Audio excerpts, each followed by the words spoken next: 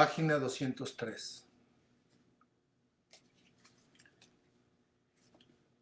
Y a todo esto, una cosa me ayudaba a sobrellevar aquella condena de la separación. Y era que yo, en cuanto sabía anticipadamente que Gilberta no estaría en casa, que tenía que salir con una amiga y no volvería a cenar, con objeto de que se diese cuenta de que, a pesar de mis afirmaciones en mi contra, me privaba de verla por un acto de voluntad y no por quehaceres ni por motivos de salud.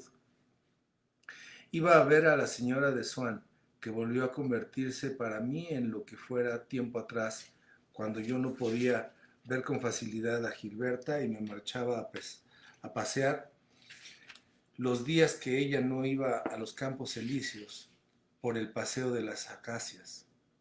Así oía hablar de Gilberta y tenía la seguridad de que ella oiría hablar de mí en términos que le demostrasen mi poco interés por su persona, y como ocurre a todos los que sufren, parecíame que aún hubiese podido ser peor mi situación, porque como tenía francas las puertas de la casa de Gilberta, se me ocurría, aunque muy decidido, a no utilizar este recurso, que si mi dolor llegaba a un punto extremado, podía ponerle término. Así que mi desdicha vivía al día sin pensar en mañana. Y aún es mucho decir, en el espacio de una hora me recitaba muchas veces, pero ya sin el esperar ansioso que me sobrecogía las primeras semanas que siguieron a mi ruptura con Gilberta, antes de haber vuelto a casa de sus padres. La carta que Gilberta me mandaría algún día, o que quizá me trajera ella misma. La visión constante de esa imaginaria felicidad me ayudaba a soportar la destrucción de la felicidad verdadera. Sucede con las mujeres que no nos quieren como con los seres desaparecidos, que aunque se sepa que no queda ninguna esperanza, siempre se sigue esperanzado. Vive uno en acecho, en expectación. Las madres de esos mozos que se embarcaron para una peligrosa exploración se figuran a cada momento, aunque tienen la certidumbre de que está muerto ya hace tiempo, que va a entrar su hijo, salvado por milagro, lleno de salud. Y esa espera, según como sea la fuerza del recuerdo y la resistencia orgánica, o la ayuda a atravesar ese periodo de años a cuyo cabo está la resignación a la idea de que su hijo no existe, para olvidar poco a poco y sobrevivir, o las mata.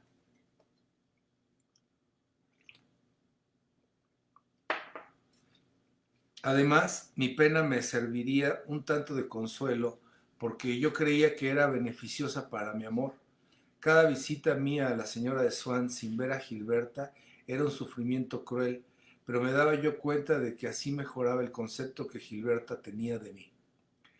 Además, si hacía siempre por asegurarme antes de ir a casa de la señora de Swan de que su hija no estaba, quizás se debiera tanto a mi resolución de seguir reñido con ella como a esa esperanza de reconciliación que se superponía a mi voluntad de renunciamiento. Porque pocas renunciaciones hay absolutas, por lo menos de un modo continuo, en este alma humana, que tiene por una de sus leyes, fortificada con el afluir inopinado de distintos recuerdos, la de la intermitencia. Y esa esperanza me disimulaba lo cruel del designio de renunciar a Gilberta. Bien sabía yo que era una esperanza muy quimérica. Me ocurría lo que al pobre que derrama menos lágrimas sobre un pedazo de pan seco, al pensar que quizá muy pronto un extraño le deje por heredero de una gran fortuna. Todos necesitamos alimentar en nosotros alguna vena de loco para que la realidad se nos haga soportable. Y así, no encontrándome con Gilberta, la separación se efectuaba mejor, al mismo tiempo que mi esperanza seguía más intacta. De habernos visto frente a frente, quizá hubiéramos pronunciado palabras irreparables, capaces de convertir nuestro enfado en cosa definitiva, de matar nuestra esperanza, y al paso de reavivar mi amor y oponerse a mi resignación por haber creado una ansiedad nueva.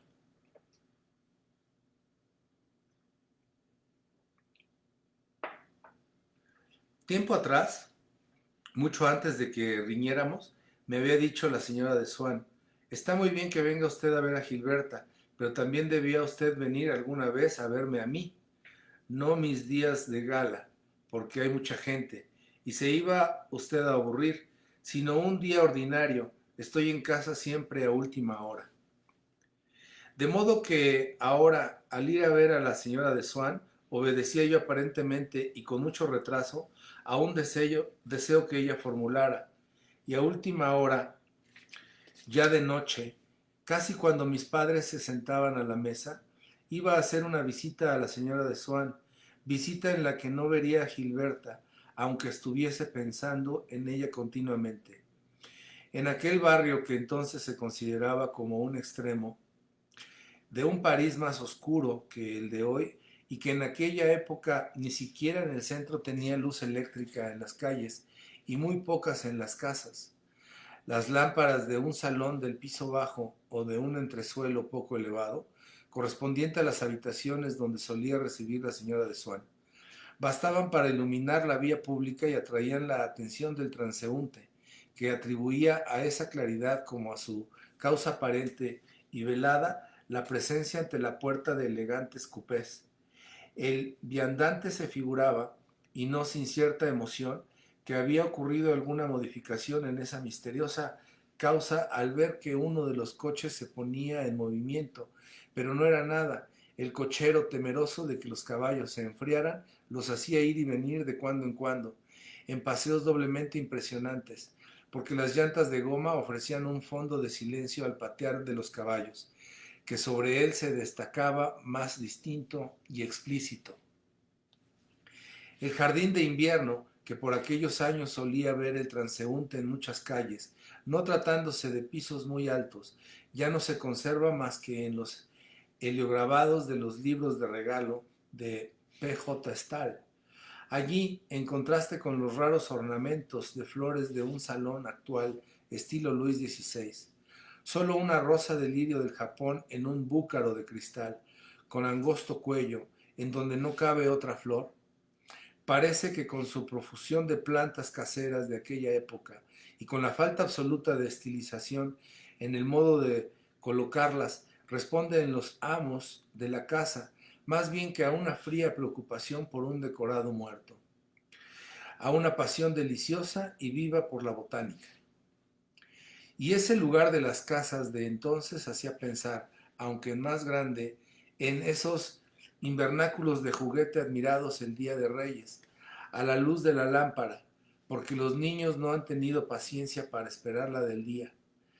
Entre los demás regalos, pero preferidos a todos porque consuelan, con esas plantas que se podrán cultivar de la desnudez del invierno, y aún más que a esas minúsculas estufas que se parecía el jardín de invierno a otra, colocada junto a ellas, y no de verdad, sino pintada en un libro muy bonito, Don de los Reyes igualmente, y que representaba un regalo hecho no a los niños, sino a la señorita Lili, heroína de la obra, pero que los encantaba de tal manera que hoy, viejos ya, se preguntan si por entonces no era el invierno la más hermosa de las estaciones. Y en el fondo de ese jardín de invierno, a través de las arborescencias de variadas especies que vistas desde la calle presentaban a la iluminada ventana la apariencia de la cristalería de esas estufas de juguete, pintadas o de verdad, el transeúnte que se empinara un poco vería a un caballero enlevitado, clavel o gardenia en el ojal, de pie ante una dama sentada y ambas figuras con vagos contornos, como dos entalles en un topacio, envueltas en la atmósfera del salón, que era toda de ámbar con los vapores del samovar.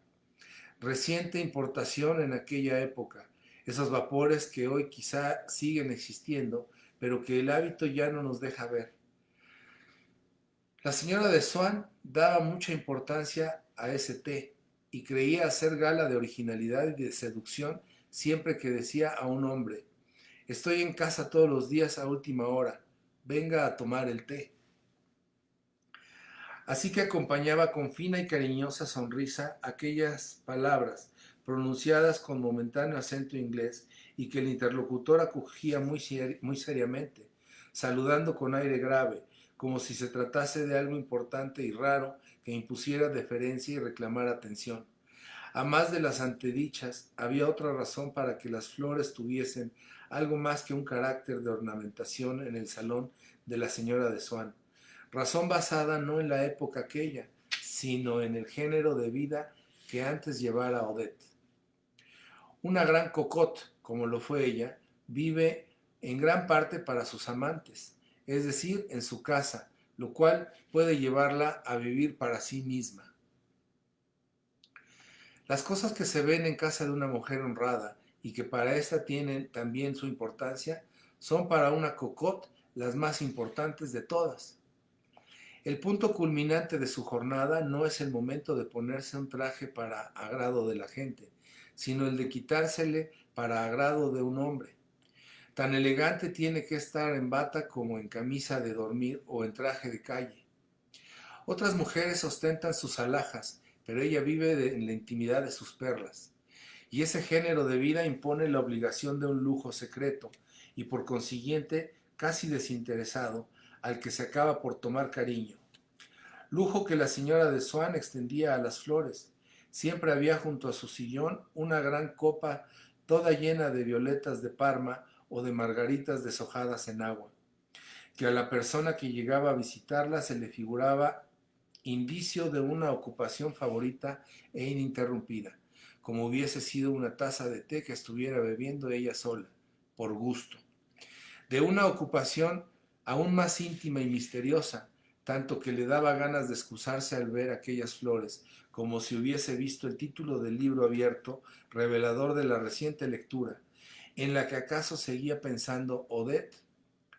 Y las flores tenían más vida que el libro, y se sentía uno sorprendido cuando se visitaba a la señora de Swann, al advertir que no estaba sola, o si se volvía a casa en su compañía al ver que en el salón había alguien, porque allí, entre aquellas paredes, ocupaban un enigmático lugar, aludiendo a desconocidas horas en la vida de la señora de la casa, esas flores, que no fueron preparadas para los visitantes de Odette, sino que estaban allí como olvidadas, cual si hubieran tenido y hubiesen de tener aún con ella coloquios particulares que le daba a uno miedo estorbar y cuyo secreto vanamente se intentaba descubrir clavando la mirada en el color malva, deslavado, líquido y disuelto de las violetas de Parma.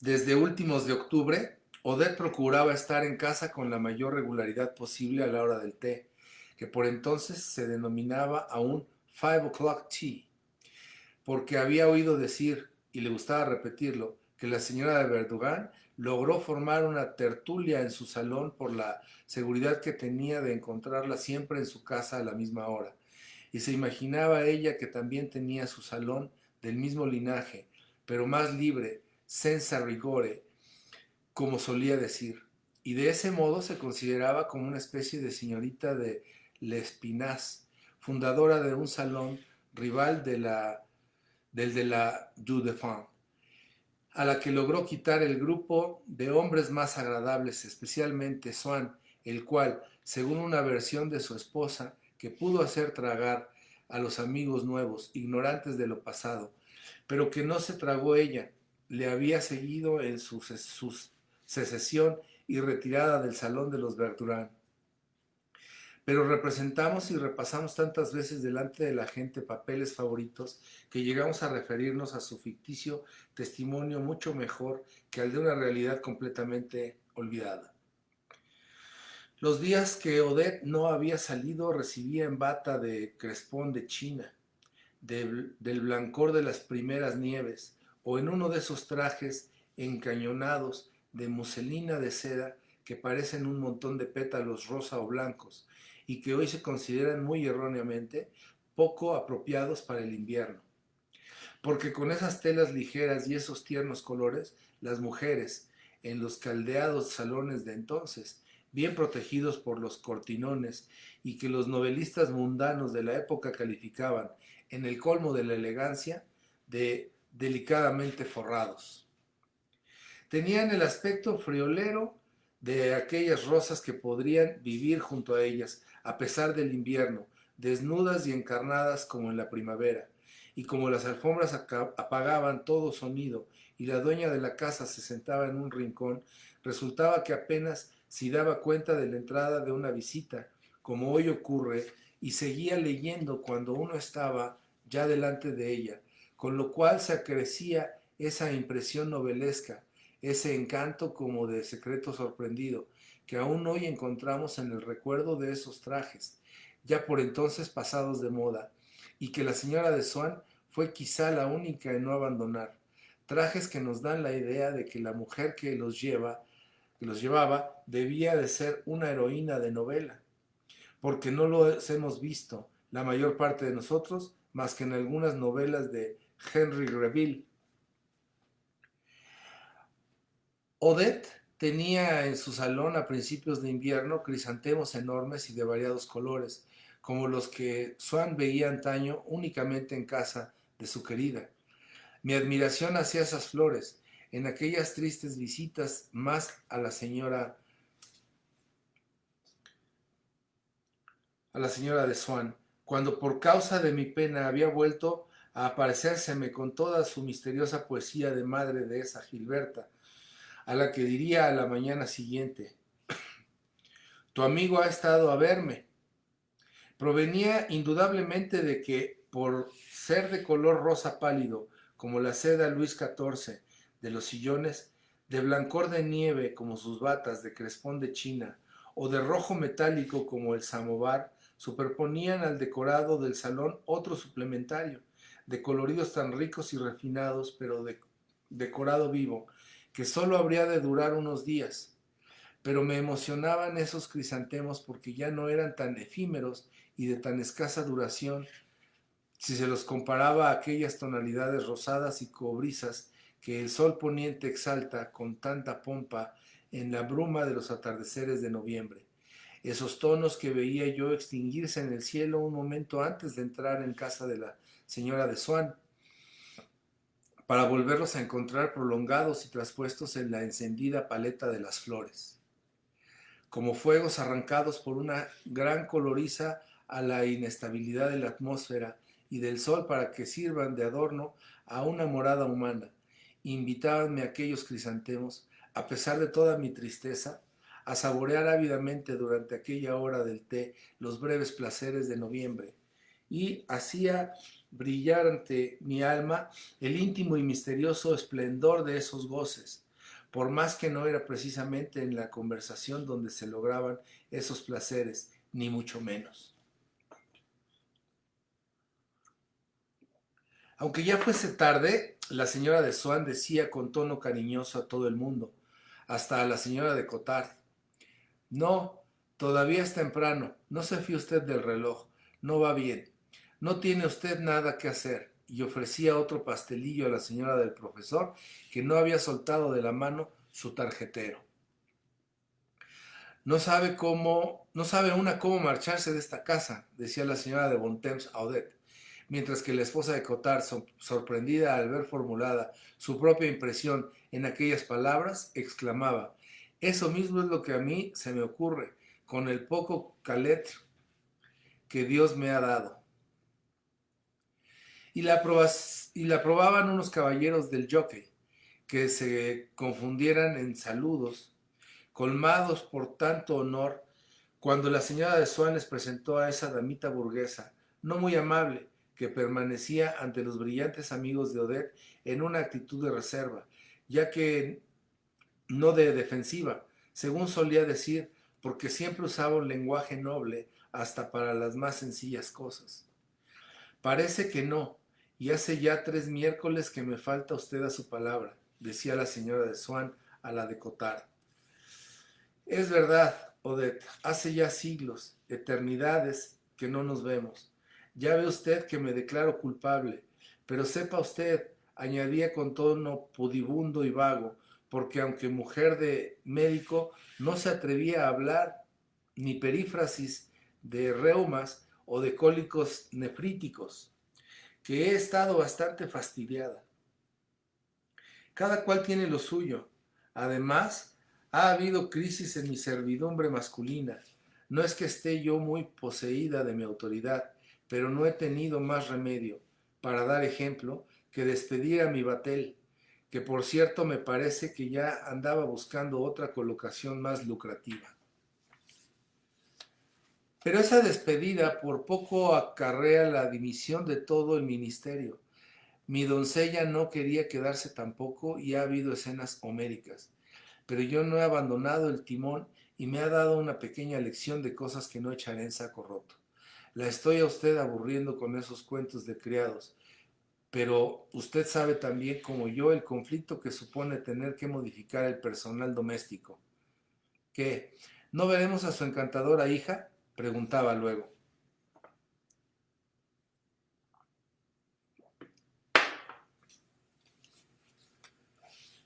No, mi encantadora hija cena en casa de una amiga, respondía la señora de Swan. Por cierto, añadía volviéndose hacia mí, que creo que le ha escrito a usted para que venga a verle mañana. ¿Y sus babies? Preguntaba a la esposa del profesor.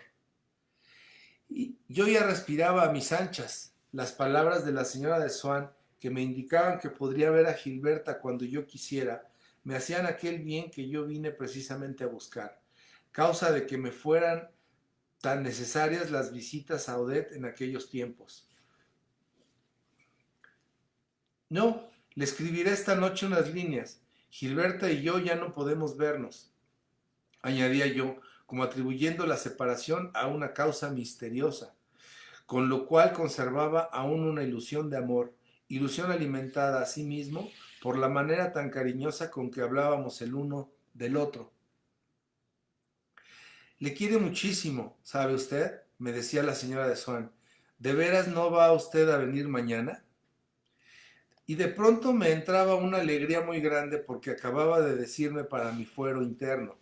Y después de todo, ¿por qué no voy a venir si su misma madre es la que me lo propone? Pero enseguida tornaba a hundirme en mi tristeza. Temía yo que Gilberta, al verme, se figurara que mi indiferencia de estos últimos tiempos había sido fingida. Y por eso prefería prolongar la separación. Durante esos apartes que conmigo sostenía la señora de Swan, la de Bontemps se quejaba de lo mucho que le molestaba las esposas de los políticos, porque quería hacer creer que todo el mundo le parecía ridículo y cargante y que la posición política de su marido la tenía desesperada. De modo que usted es capaz de recibir 50 visitas de mujeres de médico todas seguidas, decía a la señora de Cotard, la cual, por el contrario, rebosaba benevolencia con todas las personas y respeto con todas las obligaciones.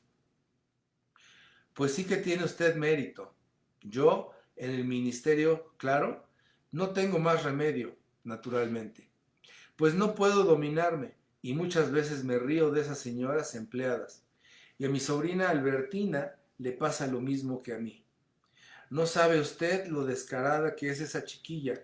La semana pasada, mi día de visitas, estaba allí la mujer del subsecretario de Hacienda y decía que no entendía nada de cocina. Pues, señora, le contestó mi sobrina con su más amable sonrisa, debía usted saber de eso, porque su señor padre es marmitón. ¡Qué historia tan graciosa! Es exquisita, decía la señora de Swan.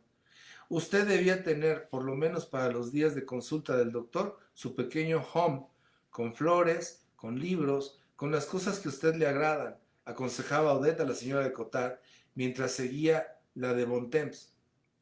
Pues así se lo lanzó en sus narices, no necesitó mensajeros, no. Y el caso es que el demonio de la chica no me había dicho a mí nada antes. Es más lista que un lince. Pues tiene usted mucha suerte si se sabe contener. Yo envidio a las personas capaces de disfrazar sus pensamientos. No, señora, no necesito disfrazarlos. No soy tan exigente, respondía con suavidad la esposa del doctor. En primer término, no tengo los mismos derechos a hacerlo que usted. Añadía, subiendo un poco la voz, a modo de subrayado, como solía hacer siempre que entreveraba en la conversación alguna de aquellas delicadas finezas o ingeniosas lisonjas que causaban tanta admiración a su marido y le ayudaban a subir en su carrera. Además, yo hago con mucho gusto cualquier cosa que sea útil a mi esposo. Pero, señora, lo primero es poder hacerlo. Probablemente usted no es nerviosa. Yo, en cuanto veo a la mujer del ministro de la guerra haciendo gestos, me pongo a imitarla sin querer. Es una desgracia tener un temperamento así. Ah, sí. He oído decir que esa señora hace muecas nerviosas. Mi marido conoce también a un personaje muy elevado. Y claro, los hombres cuando se ponen a hablar. Ocurre lo que con el jefe del protocolo, que es Corcovado. En cuanto está 5 minutos en mi casa, no puedo por menos de ir a tocarle la joroba. Es fatal. Mi marido dice que le echarán por causa mía. ¿Y qué? A paseo el ministerio. A paseo. Me gustaría ponérmelo como leyenda en el papel de escribir. De seguro que la estoy escandalizando, porque usted es buena. Y yo declaro que lo que más me divierte son las pequeñas ruindades. Sin eso, la vida sería muy monótona.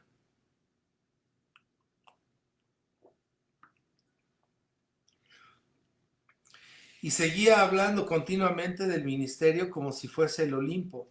La señora de Swan, con objeto de mudar de conversación, se dirigía a la esposa del doctor. Pero está usted muy elegante, Redfern Facit. No, ya sabe usted que yo soy ferviente admiradora de Roudnis. Y esto es un arreglo. Pues tiene mucho chic. ¿Cuánto cree usted? No, no. Cambie la primera cifra. ¿Es posible? ¿Tan poco dinero? Es regalado. Me habían dicho 3 veces más. Pues así se escribe la historia, decía la esposa del doctor, y enseñando un collar que le había regalado la señora de Swan, añadía, mire, Odette, ¿lo conoce usted? Por una puerta entreabierta asomaba una cabeza ceremoniosamente deferente, fingiendo por broma temor de molestar. Era Swan.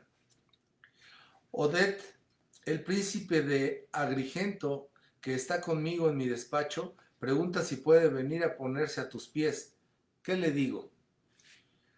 Pues que tendré muchísimo gusto, contestaba Odette muy satisfecha, sin perder su calma, cosa que no le era difícil, porque siempre, hasta cuando era cocotte, tuvo costumbre de recibir a hombres elegantes.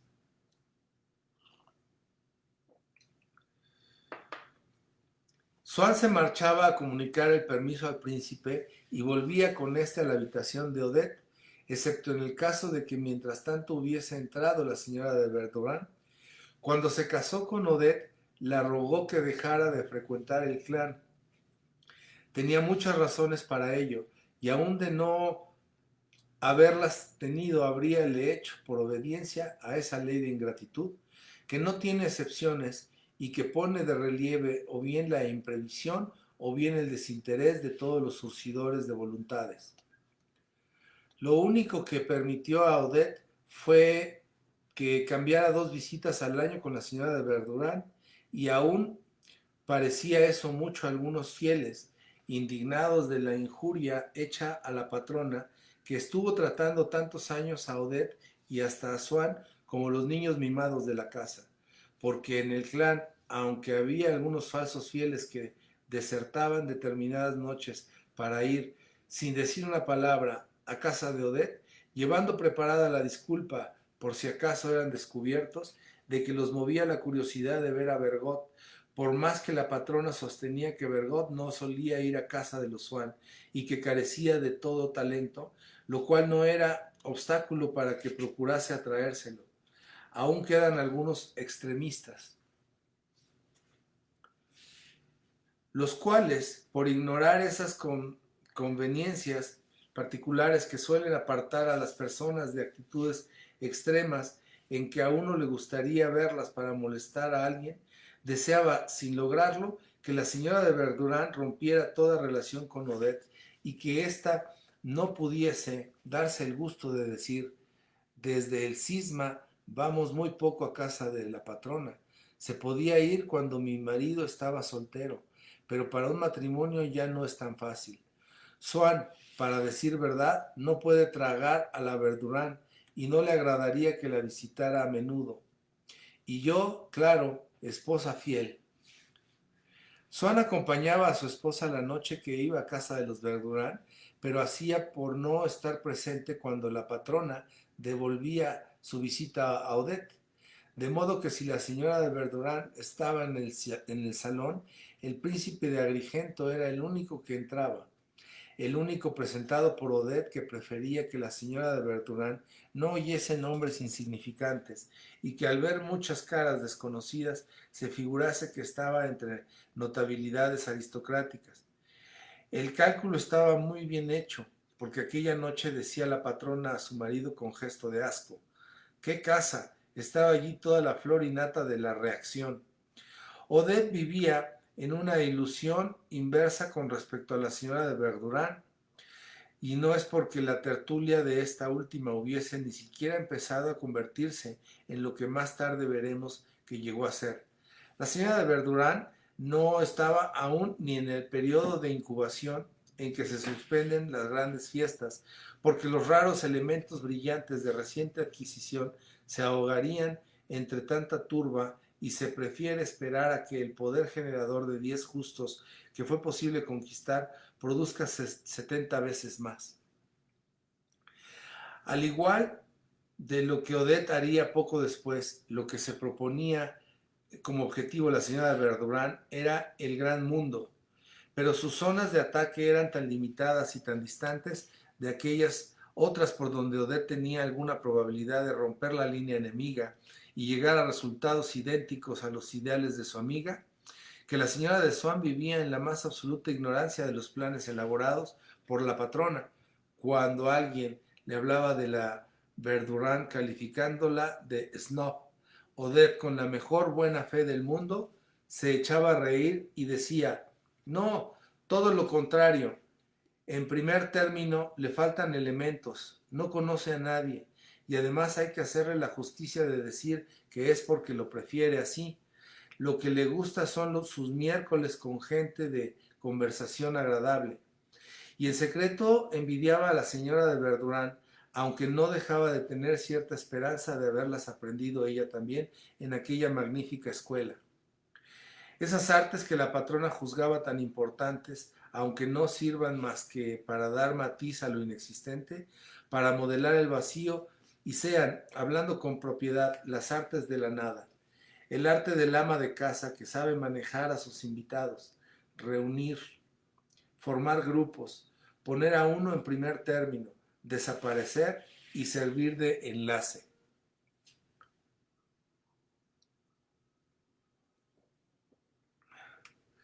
De todos modos, a las amigas de la señora de Swan les causaba impresión ver en su casa a una mujer que únicamente solía uno representarse en su propio salón, rodeada de inseparable marco de invitados, en medio de un grupo que, como por arte de magia, se veía evocado, resumido y condensado en un solo sillón, en la persona de la patrona, convertida ahora en visita, y que, bien arropada en su abrigo guarnecido de pluma, tan fino como las pieles que tapizaban aquel cuarto, parecía un salón dentro de otro salón.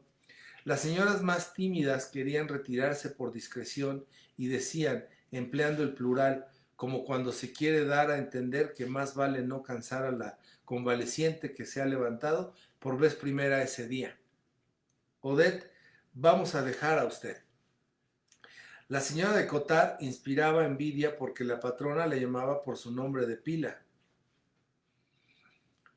Usted se viene conmigo, ¿no?, le decía a la señora de Verdurán, que no podía hacerse a la idea de marcharse y que un fiel se quedara allí en vez de irse tras ella. El caso es que esta señora ha tenido la amabilidad de ofrecerse a llevarme, respondía la señora de Cottard, para que no pareciese que se olvidaba un favor de una persona más célebre, de que había aceptado el ofrecimiento que le hiciera la señora de Bontemps de su coche con escarapela. Reconozco que agradezco mucho a las amigas que me lleven en vehículo. Para mí, que no tengo automedonte, es una ganga.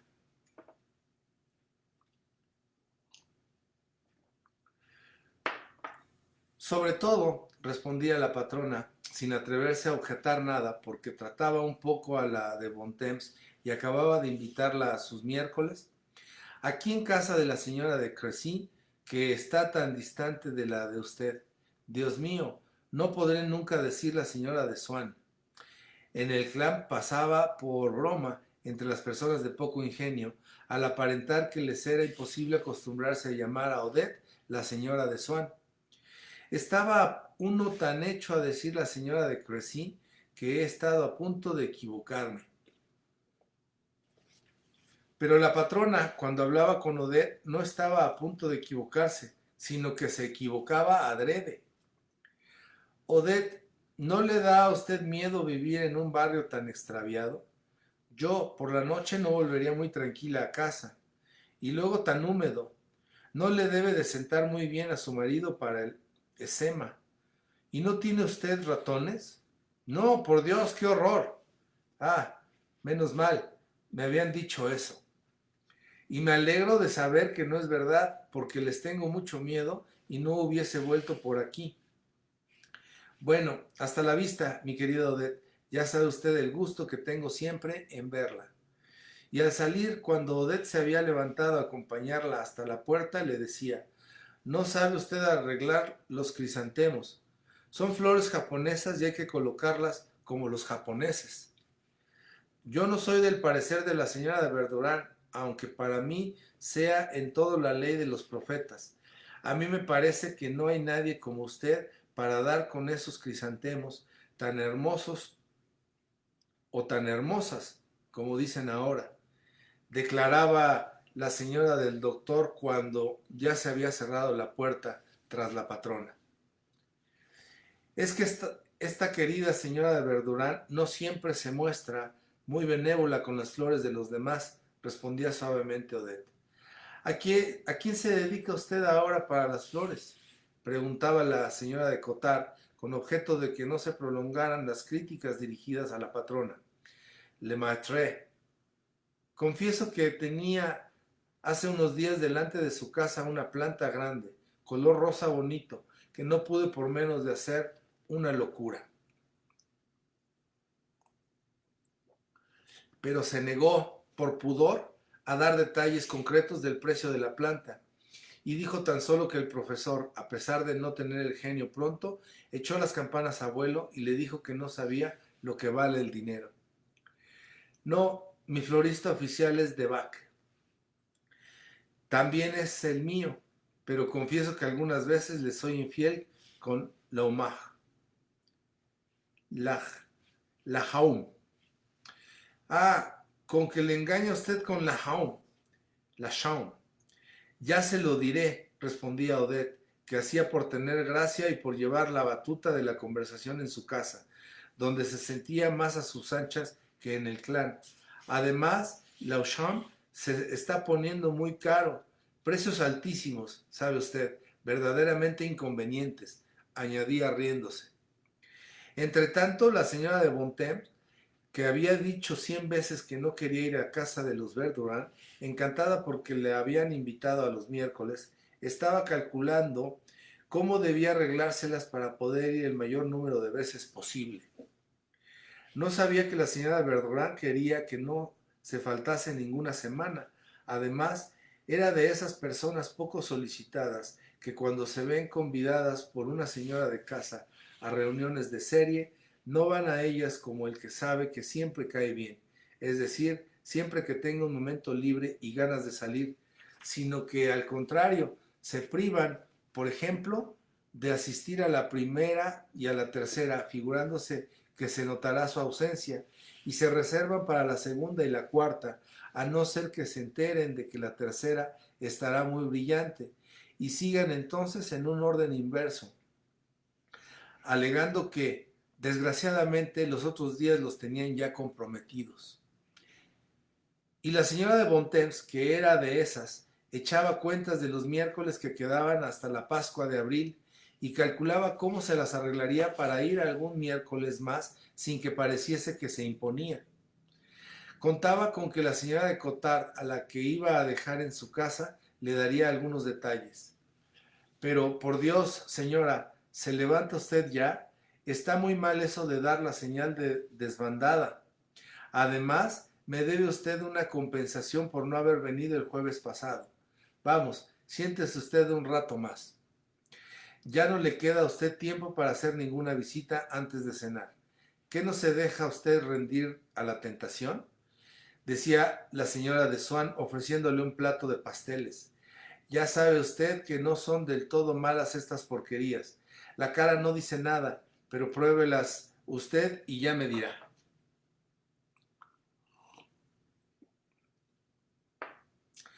Al contrario, tienen muy buen aspecto, respondía la señora de Cottard.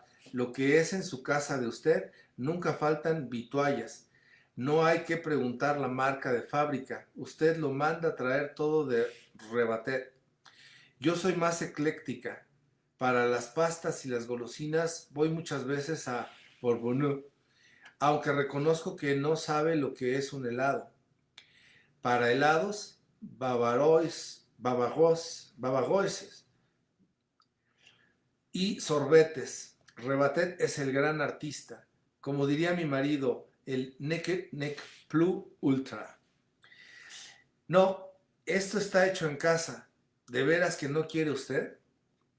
No, no cenaría, contestaba la señora de Bontemps, pero me sentaré un momento más porque me encanta hablar con una mujer inteligente como usted. Aunque me llame usted indiscreta, Odette, me gustaría saber qué le parece a usted el sombrero que traía la señora de Trombert. Ya sé que están de moda los sombreros grandes, pero de todas maneras me parece un poco exagerado. Y ese de hoy es microscópico comparado con el que llevaba el día que fue a mi casa. No, yo no soy inteligente, decía Odette, creyéndose que esa negativa hacía bien. En el fondo soy una simplona que da crédito a todo lo que le cuentan y que por cualquier cosa se apena. Quería insinuar que al principio sufrió mucho por haberse casado con un hombre como Swann, que tenía una vida suya aparte y que la engañaba. El príncipe de Agrigento, como oyera aquella afirmación de Odette de que no era inteligente, se consideró en el deber de protestar, pero no encontró réplica ingeniosa. Bueno, con que no es usted inteligente, exclamó la señora de Bontemps.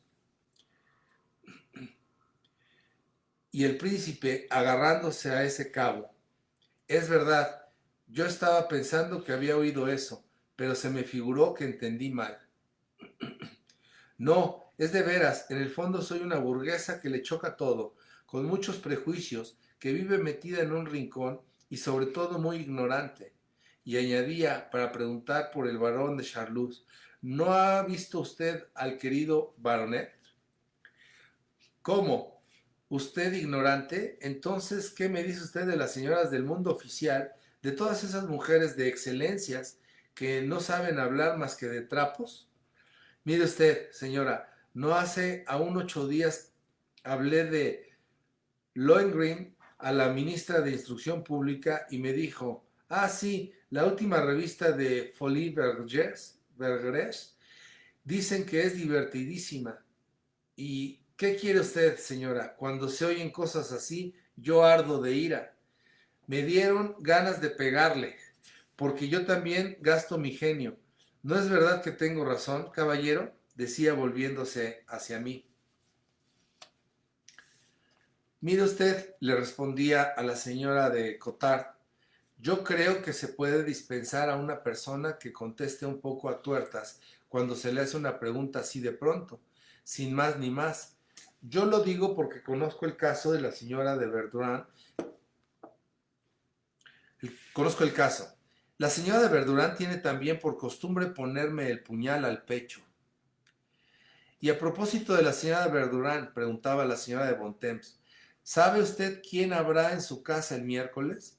Ahora me acuerdo de que nosotros tenemos ya aceptada una invitación para el miércoles que viene. ¿Podría usted ir a cenar con nosotros de ese miércoles en 8 días? Y luego iríamos juntas a casa de la señora Verdurán. Me azora entrar yo sola. Siempre me inspiró miedo esa mujer tan alta. Yo no sé por qué.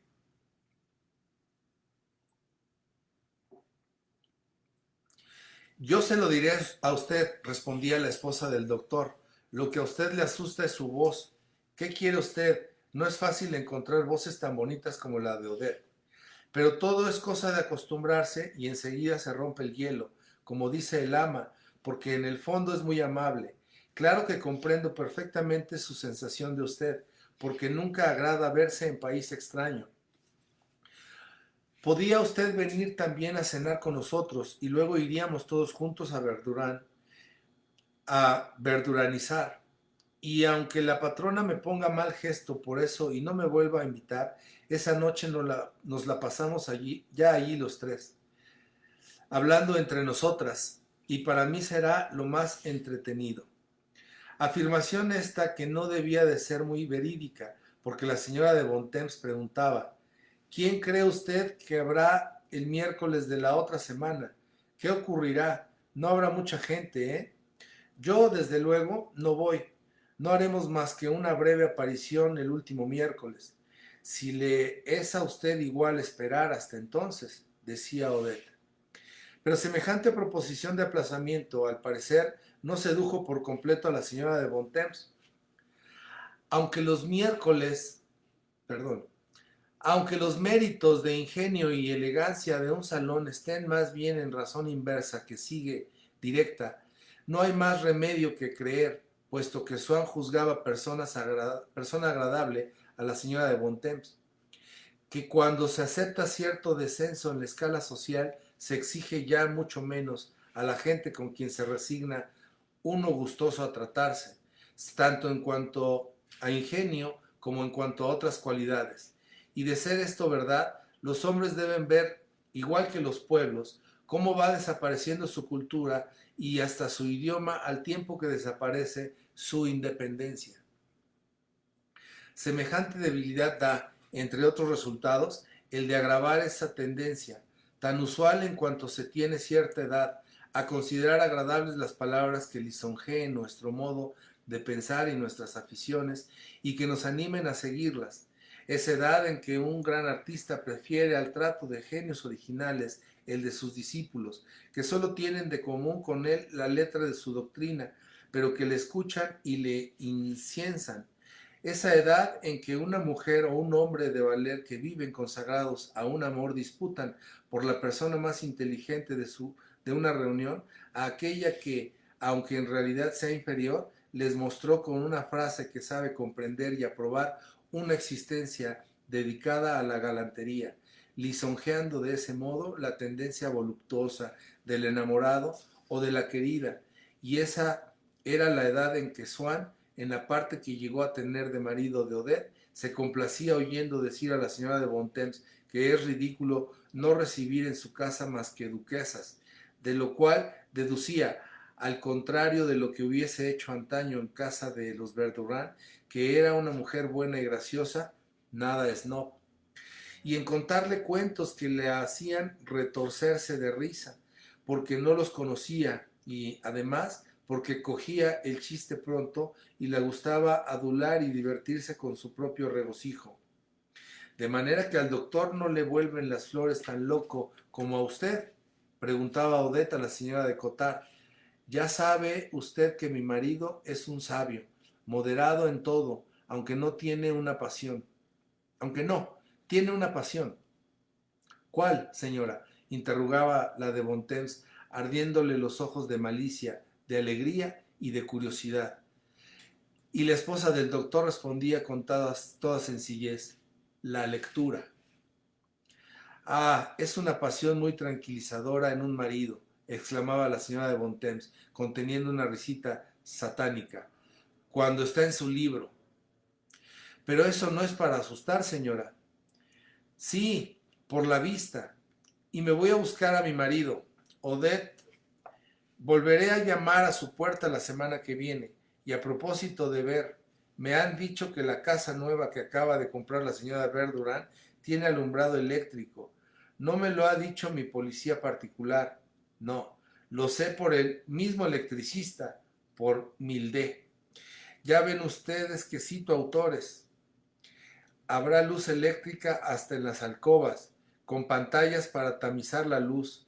Realmente es un lujo delicioso, y es que nuestras contemporáneas necesitan cosas nuevas, como si ya no hubiera bastantes en el mundo. La cuñada de una amiga mía tiene teléfono puesto en su casa, de modo que puede encargar lo que quiera sin salir de su cuarto.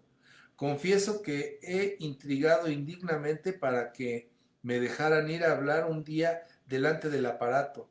Es muy tentador, pero me gusta más en casa de una amiga que en la mía. Se me figura que me gustaría tener el teléfono en mi domicilio. Pasado el primer momento de diversión, debe de ser un verdadero rompecabezas. Bueno, Odette, ya me voy. No me retenga usted más a la señora de Bontemps, ya que se encarga de mi persona. No tengo más remedio que marcharme. Por culpa de usted voy a volver a casa más tarde que mi marido. Qué bonito. Página 224.